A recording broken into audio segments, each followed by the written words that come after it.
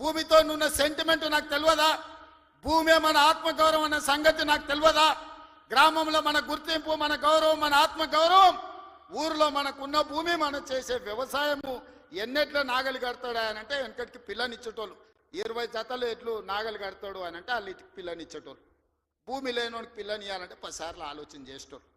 అట్లాంటి భూమి తల్లిదండ్రులతో సమానం అనుకునే ఈ సమాజంలో భూమి కోల్పోతున్న వాళ్ళను హక్కున చేర్చుకొని అత్యధికంగా నష్టపరిహారం ఇవ్వాలని నూతన విధానాన్ని ఇవాళ నా ప్రభుత్వం తీసుకొచ్చింది. నా మంత్రివర్గ సహచరులు మీరు ధైర్యంగా ముందుకు వెళ్ళండి అని చెప్తున్నారు. నష్టపరిహారం అత్యధికంగా మేము ఇచ్చి భూమి తెచ్చి పరిశ్రమలు నెలకొల్పాలంటే ఇవాళ వాళ్ళు అడ్డం పడుతున్నారు. తెలంగాణ సమాజమా, మీరు ఆలోచన చెయ్యండి. ఇది మన తెలంగాణకు మేలు చేస్తుందా? ప్రతి సంవత్సరం 1,10,000 ఇంజనీరింగ్ స్టూడెంట్లు ఇంజనీరింగ్ పూర్తి చేసుకొని బయటకు వస్తారు.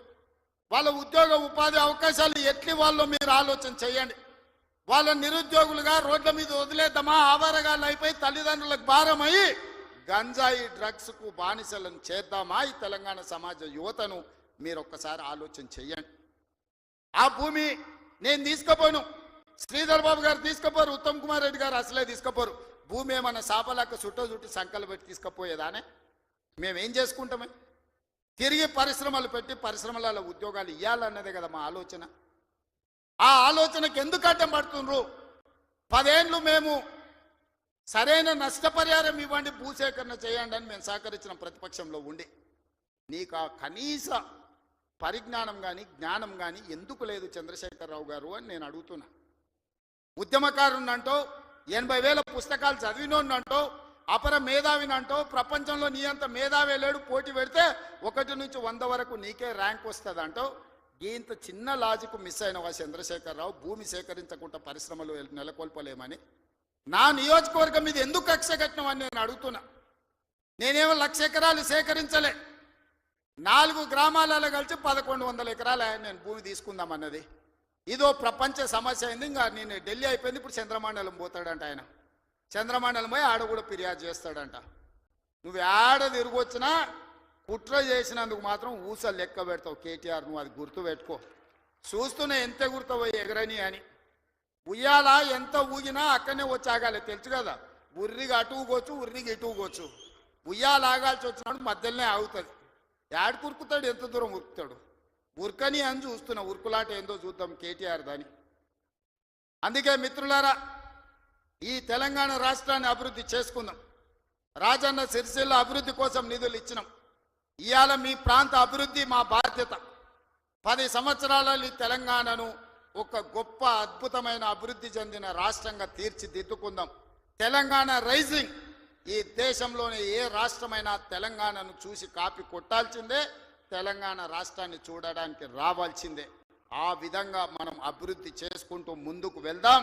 ఇంత మంచి కార్యక్రమాన్ని ఏర్పాటు చేసినందుకు అధికారులతో పాటు నిర్వాహకులకు అందరికీ మనస్ఫూర్తిగా ధన్యవాదాలు తెలియజేస్తున్నా. చాలా విషయాలు ఉన్నాయి మీతో పంచుకోవాల్సినవి, వస్తానే ఉంటా, మిగతా విషయాలు మాట్లాడుతూనే ఉంటా. చివరిగా చంద్రశేఖరరావు గారికి మాత్రం ఒక మాట చెప్తున్నా. అసెంబ్లీకి రా స్వామి, రా, వచ్చి కూర్చుందాం. రా, నీ 80,000 పుస్తకాలు ఏం చదివినావు మాట్లాడదాం. ఒక్కసారి రావే స్వామి, వస్తే రోజంతా చర్చ చేద్దాం. చేస్తే ఏందో తెలుస్తుంది లెక్క.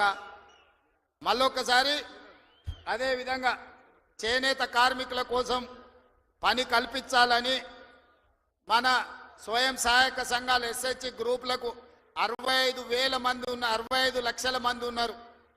1,30,00,000 చీరలు స్వయం సహాయక సంఘాలకు సంవత్సరానికి 2 చీరలు ఈరోజు మంచి క్వాలిటీతో ఇచ్చి ఆడబిడ్డల ఆత్మ గౌరవంతో ఉండే విధంగా నిర్ణయం తీసుకున్నాం. ప్రతి ఆడబిడ్డలకు 2 చీరలు ఇస్తాం. ఇక్కడ ఉండే మా వాళ్లకు ఓన్లీ పవర్ లూమ్ నుంచి కాకుండా మన పాలిస్టర్ అండ్ కాటన్ మిక్స్డ్లో చీరలు తయారు చేయండి. మంచి చీరలు వాళ్ళకి ఇద్దాం. ఆత్మ గౌరవంతో బ్రతికే విధంగా తెలంగాణను ముందుకు తీసుకెళ్దామని తెలియజేస్తూ మీ అందరి దగ్గర సెలవు తీసుకుంటున్న ధన్యవాదాలు మిత్రులారా. మన రేవంత్ అన్న పేద ఇంటికి పండుగ తెస్తాడు.